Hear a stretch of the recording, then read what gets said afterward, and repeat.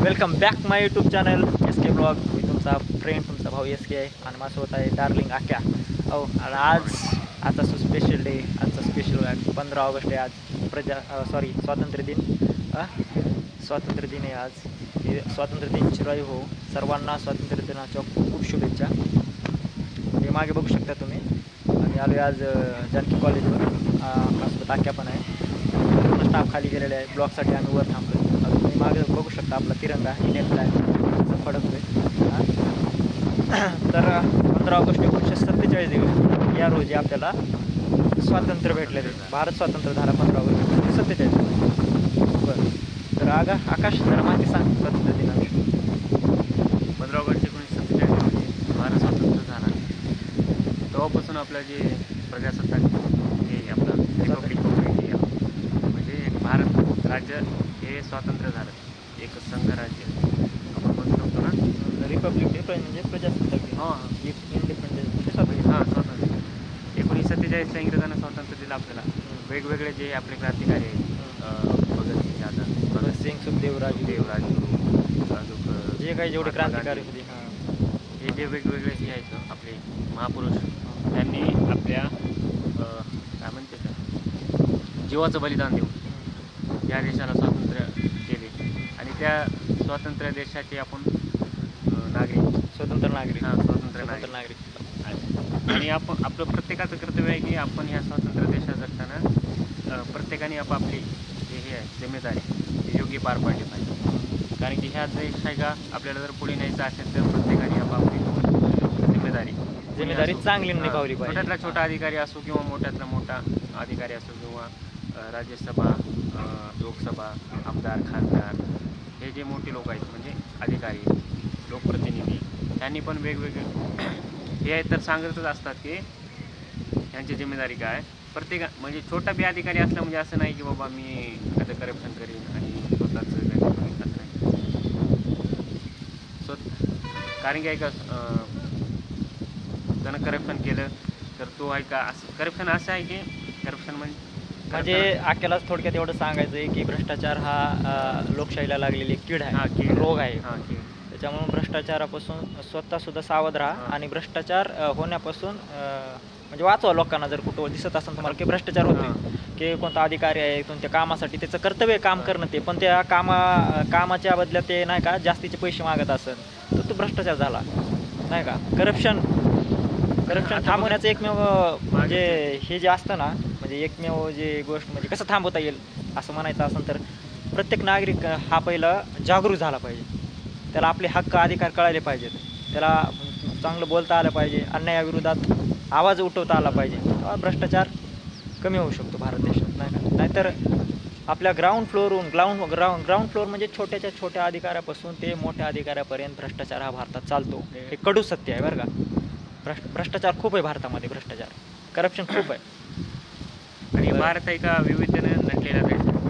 त्यामध्ये जाती आल्या, वेगवेगळे धर्म आले, पंथ आले, वेगवेगळ्या संस्कृती आल्या. आपण आहे का जाती धर्मामध्ये अडकून न बसता, वेगवेगळ्या जातीमध्ये अडकून न बसता आपण आहे का प्रथमता आणि अंतिमता भारतीय आहोत. हे डॉक्टर बाबासाहेबांनी सांगितलेलं आहे.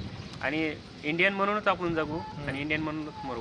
We are firstly and lastly Indians. Okay, म्हणजे प्रथमता आणि अंतिमता आपण भारतीयच आहोत. या गोष्टीचा आपल्याला अभिमान असायला पाहिजे. डॉक्टर बाबासाहेब आंबेडकरांनी सांगितलेलं आहे. कोणत्याच महापुरुषांनी जीवन जगत असताना त्याच्या कार्यकाळामध्ये जातीवाद केला नाही. आणि जातीवाद होत असला तर त्या जातीवादाला वाचा फोडण्याचं काम केलेलं आहे. कारण भारत हा विविधतेने नटलेला देश आहे. भरपूर जाती आहेत तिथं, भरपूर धर्म आहेत.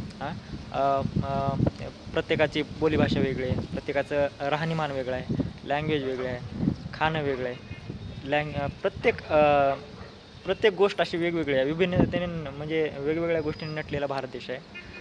ओके, तर आता म्हणत नाहीत की सारे जहाँ से अच्छा हिंदुस्तान हमारा, हम बुलबुले है इसके ये गुलसिता हमारा.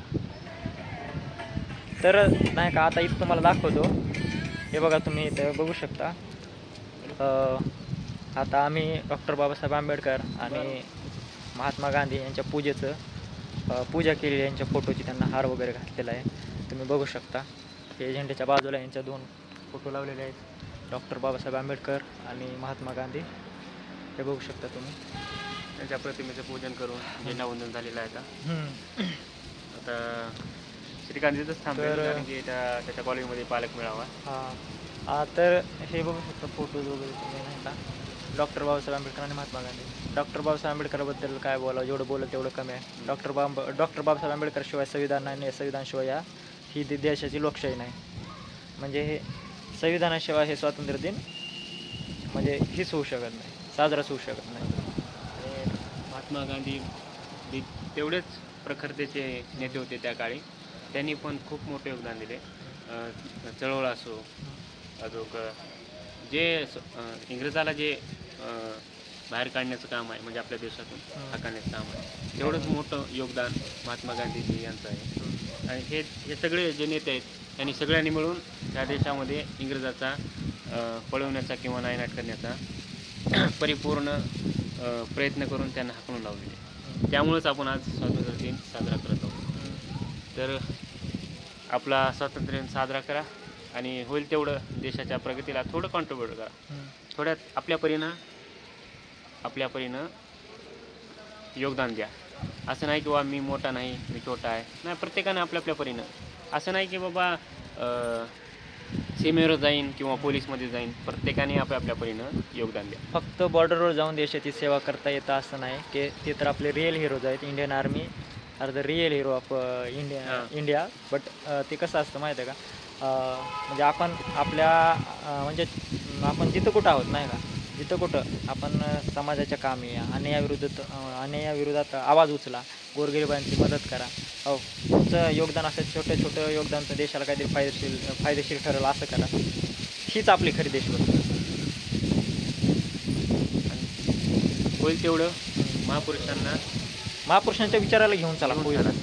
एखाद्या महापुरुषाला फक्त जातीनं धर्मानं बघू नका, त्यांचे विचार बघा, त्याचे थिंकिंग काय होती, त्यांनी कार्य काय केले, त्या गोष्टीचा अभ्यास करा. नंतर तुम्हाला ऑटोमॅटिक त्या महापुरुषाबद्दल इंटरेस्ट यायला लागेल. चला आता आजच्या ब्लॉगमध्ये इथंच थांबू. तर सर्वांनी स्वातंत्र्य दिन साजरा करा. आजचा स्वातंत्र्य दिन चिराई होऊ. चला, जय हिंद, जय भारत. आजचा ब्लॉग इथं संपवतो. जय हिंद, जय भारत, जय महाराष्ट्र. जय महाराष्ट्र. लव यू ऑल. बाय.